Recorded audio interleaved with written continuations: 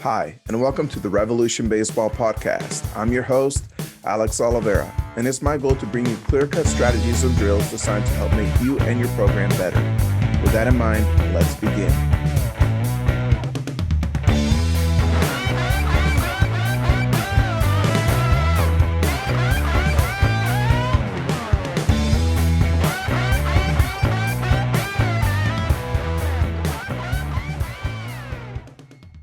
All right, so today's guest is a collegiate and high school fast pitch softball umpire.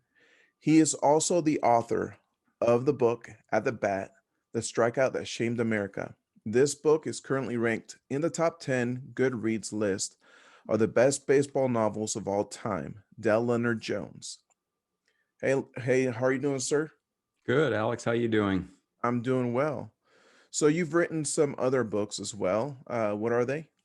I wrote one other historical novel, The Cremation of Sam McGee. It's also based on a famous poem by Robert W. Service. It takes place in 1898, 10 years after Casey. The Casey at the Bat poem was written in 1888, and the Yukon Klondike Gold Rush was in 1898. And there's a poem about that. It's kind of a similar poem that has kind of a twist into it, like Right, Casey at the Bat. Everybody expected Casey to hit the walk-off home run. He right, strikes out, which is why we still remember the poem. If he'd hit the home run, we probably would have forgot it. right. And then my first book was a nonfiction book. I spent time covering corporate leadership at USA Today, and I interviewed hundreds of CEOs. And it's just kind of a compilation of advice. It's called Advice from the Top, 1001 Bits of Leadership Wisdom from the great leaders of the recent past. And Okay. it's just a boiled down all their advice for leadership and that kind of thing. So a lot of it that would apply to coaching as well as leading a company. Is a Right. very strong Right. crossover. Yeah, you know what? I've noticed that a lot of the better coaches out there, they actually get a lot of advice from corporate leadership and how to run a company, a successful company. Yeah, and vice versa. You know, a high percentage of people that become CEOs, including women, high executives, played team sports, and they almost always credit team sports for their leadership skills. It's kind of amazing the crossover that the two things have. Right, right. I totally agree. Um, all right, so let's talk about your book a little bit. So this is actually a pretty impressive list of the Goodreads. I mean, you're up there with The Natural, which is a movie. And then you're also up there with Shoeless Joe, which is actually an inspiration for Field of Dreams. That's how do you feel about that? Wow, it's really an honor. There's like 112 baseball. These are baseball novels. There's a lot of really good baseball nonfiction like Moneyball that have probably Right. outsold these novels. But the novels, it's just an honor to be among them. And I'm surprised that more good authors don't write baseball novels because, like you said, that a lot of them get turned into movies and successful movies as well. Right. So that's one of my questions that I wrote down is when can we expect this book to be a movie? Yeah, are you going to produce it? Yeah. Man, I wish I I, can I, see I can see it pitching. Somebody needs to pitch it to Disney, and I can see James Earl Jones or Morgan Freeman reading an animation version of this. oh, Listen, okay. I hadn't that thought about the animation. There actually is an old Disney movie, Casey at the Bat. right. I remember that one. And there's a Twilight Zone episode based on the poem, and there's also a Mad Magazine version of Casey at the Right. Bat poem. Right. So yeah, it's spanned all different kinds of culture. Yeah. So, what inspired you to write this book? Well, my father memorized poetry. A lot of people in his generation, kind of the greatest generation, they used to, for some reason, they memorized this in school. They memorized poetry. It's kind of that's something they no longer do anymore.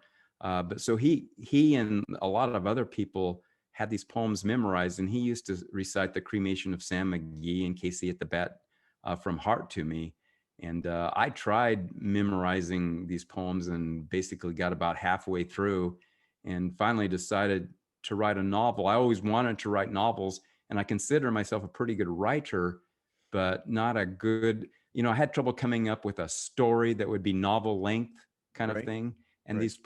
these poems, since they're actually short stories, I was able to kind of expand, use my imagination. Like with Casey at the bat, it's all about, the actual strikeout and the game itself. But, I expanded it to before the game and after the game, what happened, to Casey. I brought in actual people from that era, like the catcher. I needed a catcher who is not mentioned in the poem.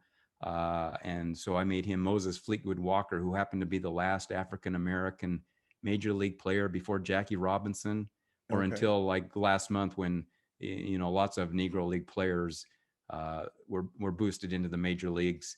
And he played in 1884, the last African American. I needed a pitcher who was unnamed in the poem, and so who better than the winningest pitcher not in the Hall of Fame, who is a guy named Mouse Matthews, who pitched during this era, this right around 1888, and he was like 5'5", and he won 297 games, and he's not in the Hall of Fame, the winningest pitcher not in the Hall of Fame. Wow.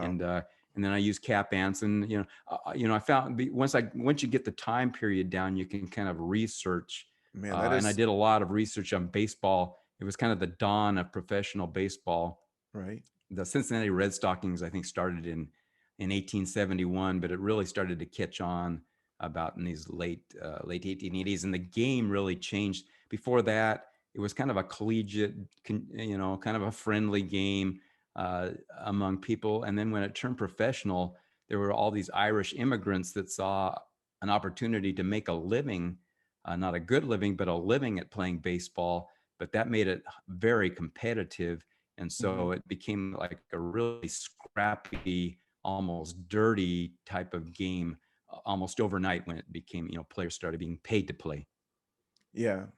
And I mean, I noticed like with your questions or things that people normally ask you is how intense were these games? Oh, that's unbelievable. I read, but about the only record of these are like in newspapers. There was no radio at the time. And you go back I read a lot of just game stories in newspapers, and they would almost always blame the umpire. No, not all, but I mean, if their home team won, they didn't. But if there was a loss, the home team lost, the home newspaper would almost spend about a half of the story essentially blaming the umpire for the loss. And the umpires were routinely abused. They had the power. They didn't have the power to eject managers and players at that time. They only had the power to fine them, which was a pretty big penalty since they weren't making that much Much money. money, yeah. But the team owners decided, this was good for the gate to have kind of these hockey type, rhubarb type of things, and so they often paid the fines. And so once the players and the managers knew that their fines were going to get paid, there was basically nothing to stop them. And Yeah. so that yeah, there was it was a much more abusive at the time. In fact, if you go back, Wikipedia, I think, has a list of all the major league umpires. And if you go back to the 1880s, you'll see that all these umpires umpired one season. They were all like former players. They were recently retired players. And I think they probably figured, I can't play anymore, but I know the rules, I know the game, I'll umpire. But they would only last one season because all of a sudden, the conditions would change from a player to an umpire, and Right. I don't think they liked it. Plus, at that time, the team owners voted for umpires. Basically, every team owner would like list the top 10 umpires they would like to see, and so they all listed the top 10. And so, uh, essentially, any umpire that they'd never seen before, any new player coming up the next season, was certainly better than the umpire they had last year. And so the umpires they had seen wouldn't get voted. All the votes would go to the Right. umpires they hadn't seen because they just assumed, well, these umpires I haven't seen have got to be better than the ones that I have seen. Right. Right. So another question I have is where is Mudville? Mudville's a fictional town. There's kind of a dispute. There's two places that kind of lay claim to it. One is in Boston, because near Boston, because Ernest Thayer, the author of the poem, is from there. he grew up there, and he went back after he wrote the poem. He never wrote any other thing famous. He wrote it for the San Francisco Examiner. He went to Harvard with his good friend, and basically wrote the poem, and then went back to work on the family business. And so a lot of people think that Mudville is near the Boston area, and the other half, which I put the game in California, because when he wrote the poem, it was for the San Francisco Examiner, and so I Okay. put Mudville in Stockton, California. And Casey actually lives in San Francisco in my book, but he plays for Mudville. And Stockton is kind of a joke, because Stockton's kind of a deserty kind of place.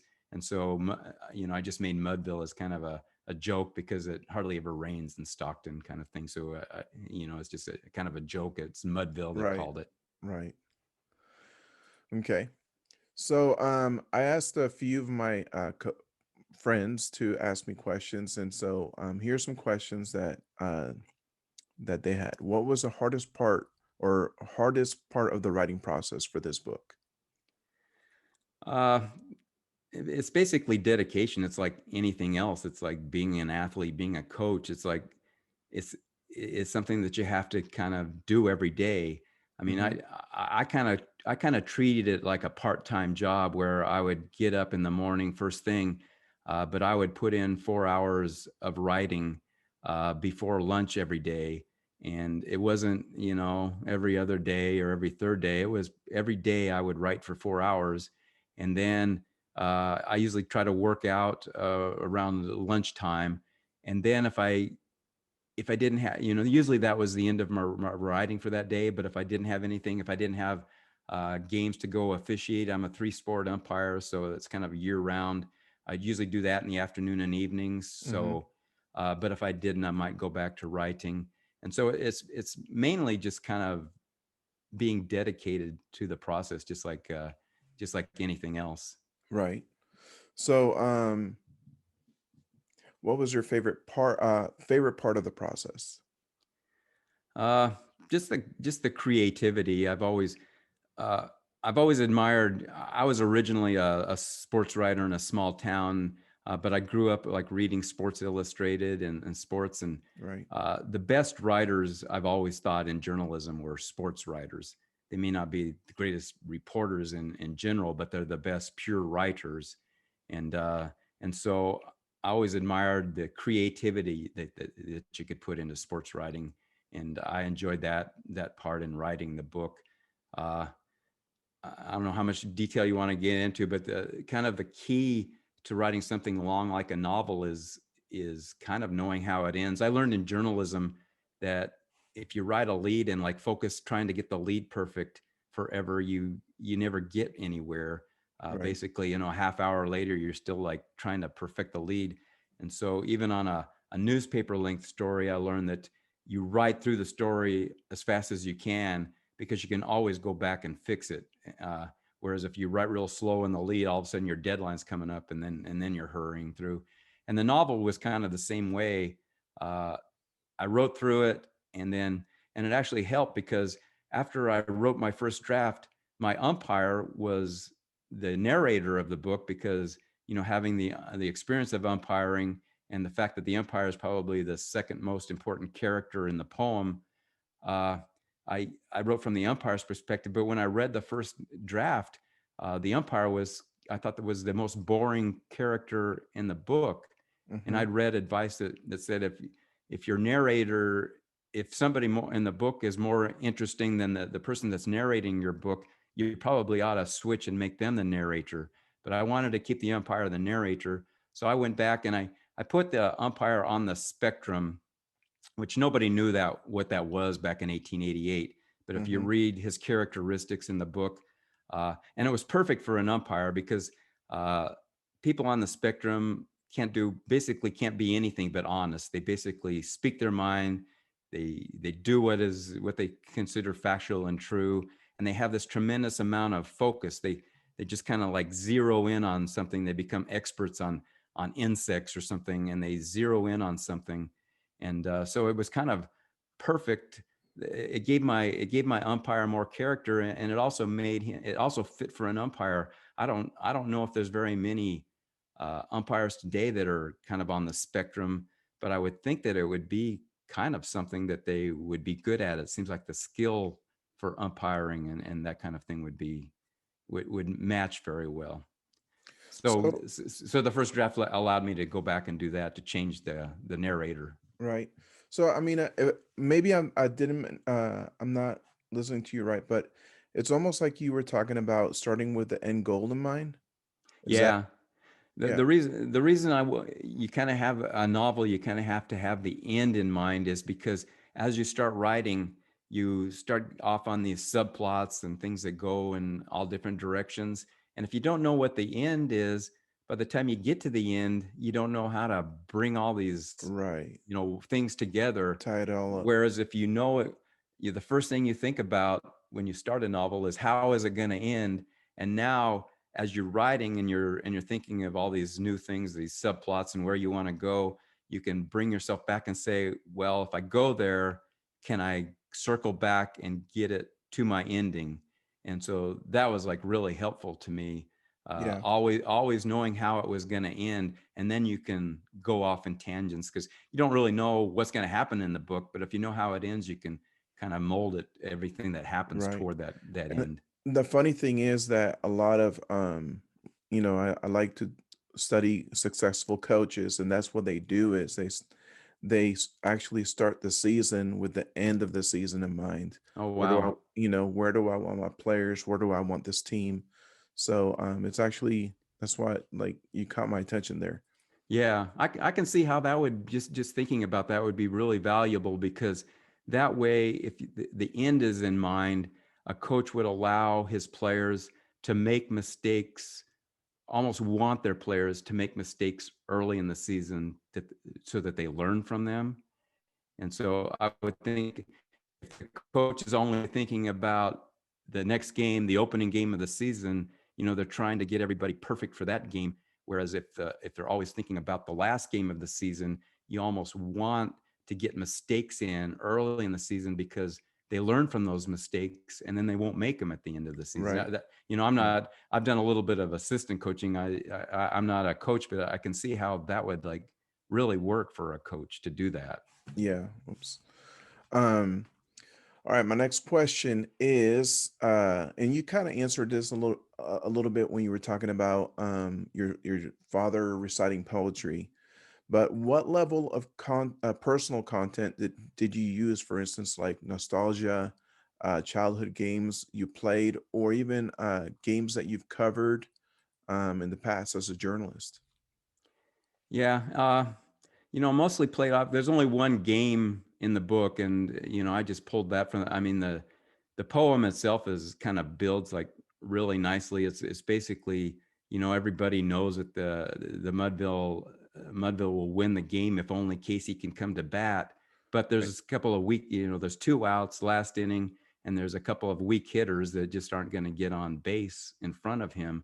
So everybody assumes that now that these two hitters work their way on base, that's the end. And then that's the twist at the end is the hard part is done and then Casey strikes out. And so I use, from past experience, I basically played on my umpire experience. I was never, I'm small, I was never a really good athlete, but as an umpire, I know what it's like to be calling pitches that are so close, to be a strike or a ball. You almost just have to go by reflex. I mean, an eighth of a, if a ball's like within an eighth of an inch of the plate, it can basically ball or a strike. And so, Right. and that's how I kind of set up, in the poem, Casey takes 2 strikes, and I make these 2 strikes that he takes like really close pitches. Uh, and Okay. now he's got 2 strikes and he has to swing basically at the last one that the umpire isn't even sure if that was a strike at the end. He's kind of like after the strikeout, he's kind of like trying to in his mind, would I have called that a strike? All these people wanted to kill me.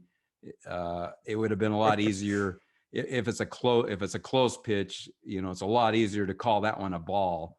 Right. And so it's kind of like going through his mind. He's like this really honest umpire, and he doesn't even know if the pitch was a ball or a strike, the one Casey swung at and missed. Well, I mean that's a perfect segue into the next segment. So umpiring.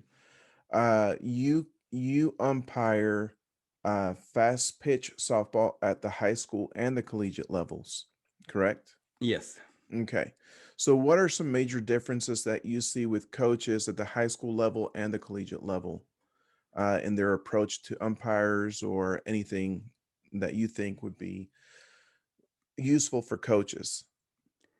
Yeah, it's for useful for coach. One thing coaches need to know is basically umpires are assigned based on almost always on the quality of the game. If it's a high level game that's going to be close, whoever's assigning those umpires, you can expect them to be the better. Whoever the people the assigner thinks are the better umpires. Whereas lower level games, you're going to get fairly beginners and so that's the way it is as you work your way to college. There's just kind of an expectation that the umpires know what they're doing. They know the rules. In fact, when I've umpired kind of lower level games, I've actually had like people I know that are really good coaches, and I didn't mind this at all, but they would ask me what the obstruction rule was, just because uh, and they would ask like they didn't know. They were asking like, they were being stupid or something. Like, can you explain what the obstruction rule is to me? And they would actually be asking because they wanted to know if I knew the rule, so Right. that if there's an obstruction, they can go ahead and send their runner, knowing that runner is now protected from being put out. And I always thought that was kind of smart and I can tell that I could tell that this was a coach that knew what he was doing. And but I didn't take offense at it at all. I just thought it was smart because he wanted to know if he could do that. Okay. But So yeah, but so as you get into the college level, they just expect a higher level. They're basically their job. Their compensation is based on more and more on their winning and losing. yeah. So it becomes a little more intense that way because if they see just a pure judgment call go against them, that actually loses the game for them and hurts their record and may actually endanger their job down the line. All coaches feel that way, but I think as you Right. move up to the college level, it gets more and more intense like that. Yeah, that's a good point. Um, all right, so let's talk about bang bang play scenarios. So, what's the funniest response that you can remember from a coach, high Yeah, I school or was collegiate?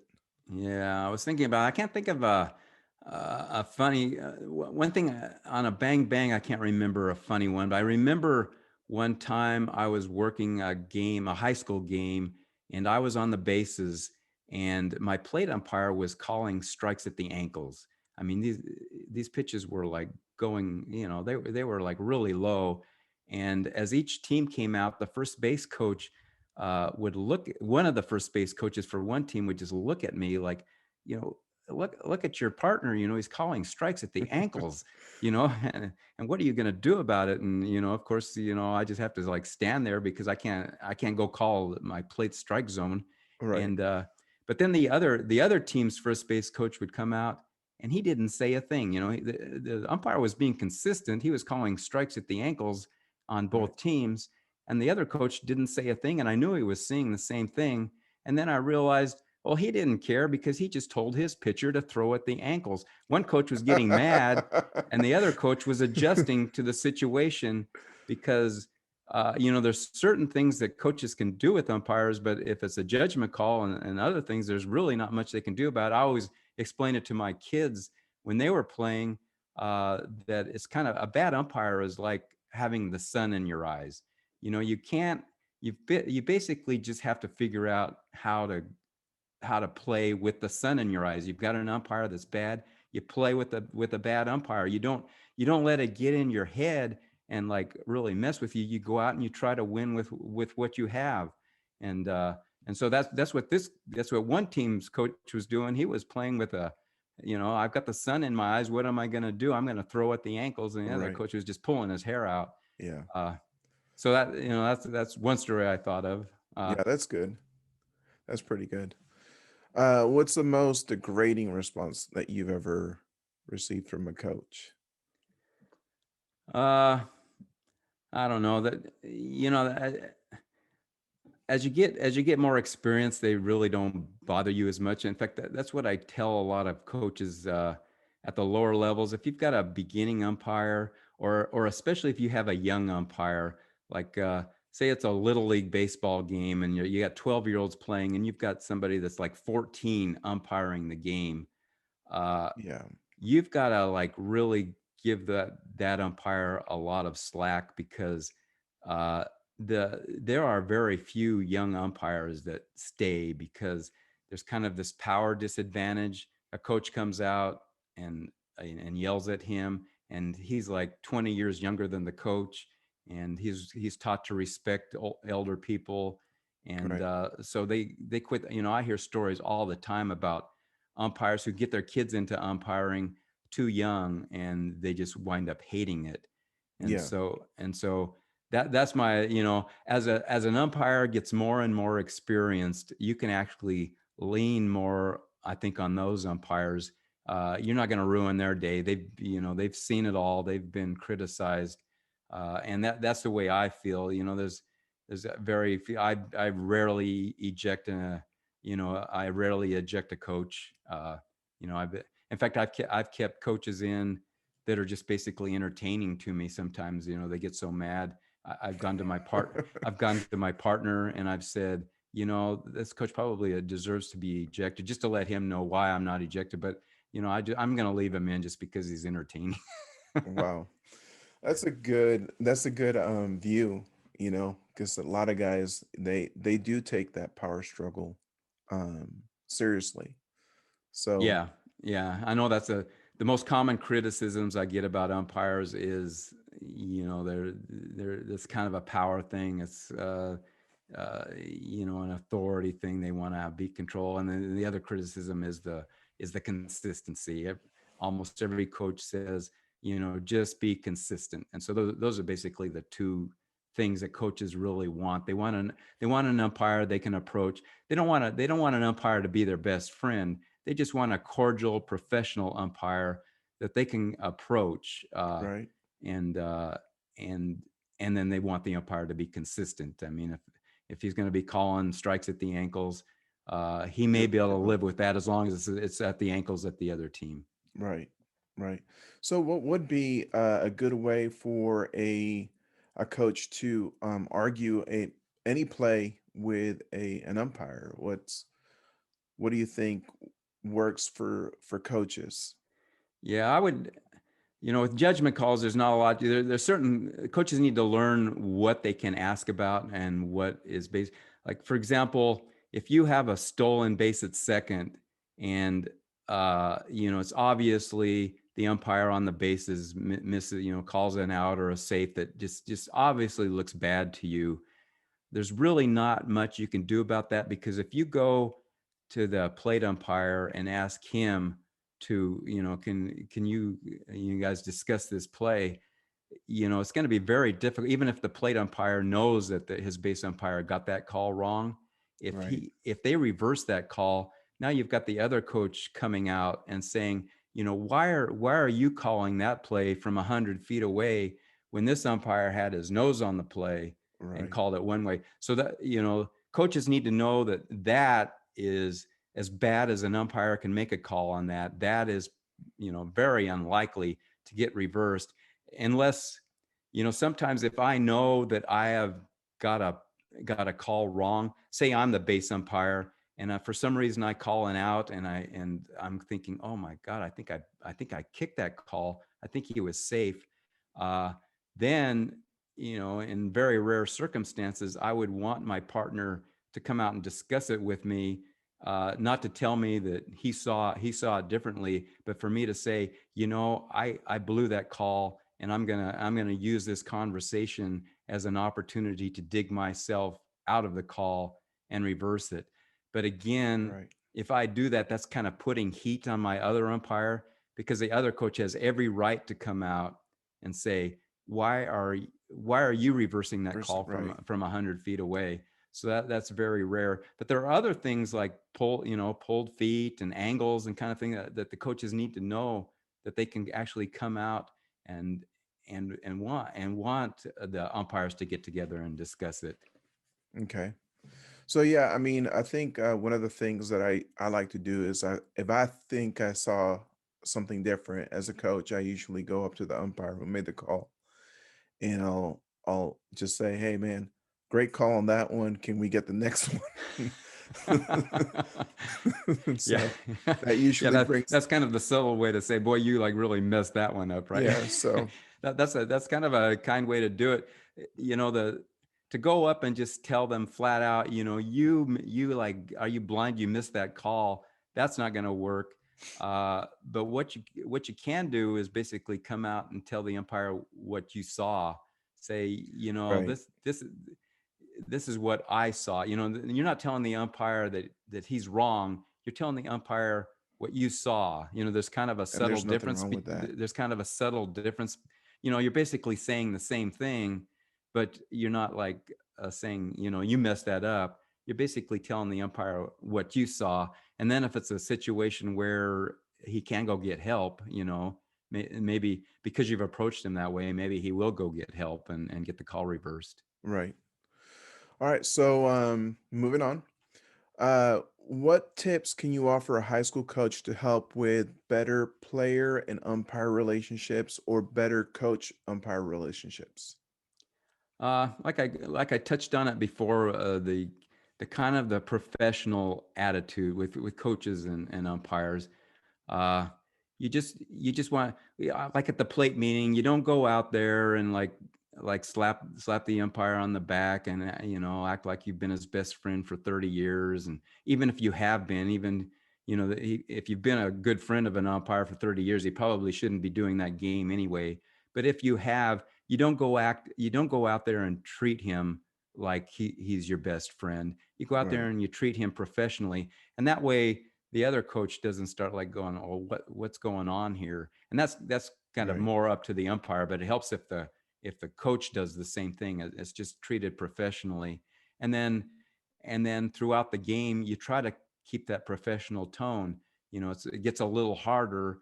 If the umpire, you think an umpire blew a call, it gets a little more emotional, but it really helps to always kind of stay calm and professional. I don't say don't go out and argue a call, but go out and do it in a professional way, and not as a we're best friends. Kind of my worst situations with coaches have been with coaches that have come to the plate meeting and acted like really overly friendly. They're usually the ones that turn on you the fastest. I Mm, don't know. I don't know if they think they're gaining some kind of advantage by being overly friendly at first, like you're just the greatest guy I've ever seen, kind of thing at the plate meeting, and then a half inning later they just can't stand you, kind of thing.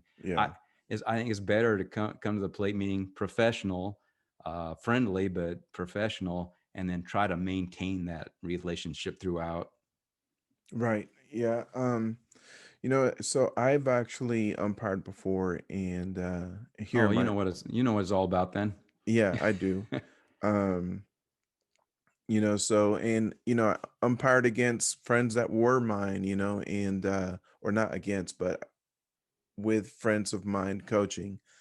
And they kept it pretty much professional, but that I told them before the game, hey, you're not going to get any special favors. It's just, I'm just going to call what I see. Right. Um have you ever feared for your life as an umpire? Just once, and it was like the oddest situation. I never do slow pitch softball. I probably maybe umpired 10 slow pitch games in my life, but for some reason I don't even know why I was doing this game. But I was at, not only was it a slow pitch game, but it was about the lowest level slow pitch you can do. It was a co-ed game. It was one of those games where the second baseman was a woman who had the glove on the wrong hand or something. I mean, it's like this was like a church league, and she had never, I mean, you could just tell that there were players out there that just had never been on the field before, and you almost worry for their safety, because there'll be a couple of guys that are hard hitters, and you just Right. like worry that they're going to hit a line drive at the head of the second baseman or Right. something. But that's the kind of game it was that kind of game.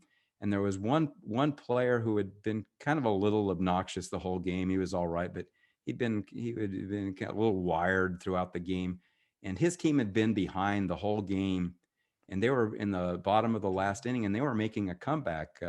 They had gained like several runs on this team that looked like they were going to win easy, and he finally came to bat, this guy, and he had the winning runs on. He had like the tying and the winning run on base with 2 outs, and he got up to plate, and he stuck his bat out. He pointed his bat out at the opponents, and he started saying crap at him. And I told him, don't taunt the player, don't taunt the opposing team. It's against the rules to taunt the opposing team, and I will have to eject you if you taunt the opposing team.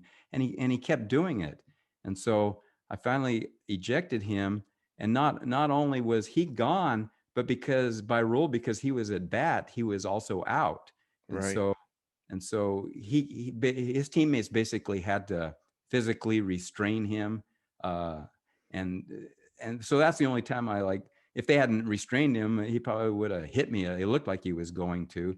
I did a basketball game one time with my partner happened to be an off-duty policeman, and he called a foul on a player that looked like a sure foul to me. It looked like a clean foul. I had no reason why this player went crazy on him, but I thought this player was going to hit a cop. It was Oh, wow. it looked like it was going to come. And I'm like standing there going, oh my goodness, this guy's about to hit a cop. What the heck's going to happen here, kind of thing. So there's situations where you get into. Fortunately, they're few and far between. You read about them. I subscribe to a publication called Referee Magazine. At the beginning of the magazine, they have all these short stories about officials who have been abused and accosted. And I think there was a soccer referee doing a 12-year-old game in Utah one time that got killed. You read all this crazy stuff, so sometimes you kind of worry about it. But I've never, it's been Yeah. rarely that I've been in a situation where I feared for my life or feared for my safety or anything. It's pretty rare. Well, I remember one game I was umpiring. This was about 8 years ago, and I was umpiring two select teams, and they were pretty good.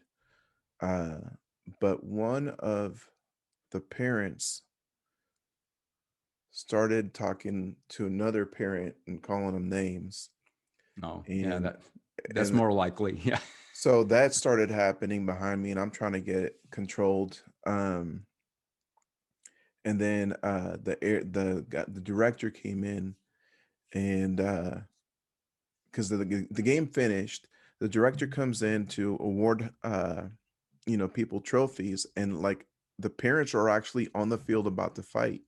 yeah, And the director looks at me and he's like, you two guys get off the field.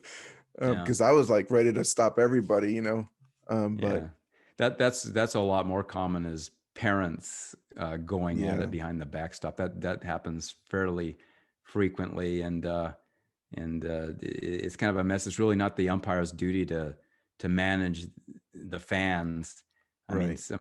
uh, basically, if I was in that situation, I would just basically call the two coaches together and say this game's not going to go on Yeah, I think until we this I gets had to do that. gets cleaned up. Yeah, that's the way. I don't personally go and like get between these two fathers that are gonna beat the crud out of each other. I get the coaches together and I say, I don't know how you're gonna do this, but this game stops until that's cleaned up. Yeah. It was actually two mothers, but Yeah, that's not unusual either. Yeah. yeah. So I'm gonna let you go ahead and promote your book one more time. Okay, yeah, it's at the bat, the strikeout that shamed America, and it's kind of got a long title. So if you it's on Amazon and Barnes and Noble, but if you go on Amazon to the Amazon site itself and just search strikeout in the search bar, it's usually like the first, second, or third hit. So that's an easy way to find it. Is just search strikeout. All right. Well, Mr. Jones, I really appreciate your time, Thank and you, Alex. thank you for joining us today. Thank you. I enjoyed it. All right. Well, that's all for today. I hope you enjoyed that interview with Mr. Jones and getting a different perspective from an umpire's point of view. You can support Mr. Leonard Jones by buying his book. I thank you for joining me here at Revolution Baseball Podcast. Please send any feedback to revolutionbaseballpodcast@yahoo.com.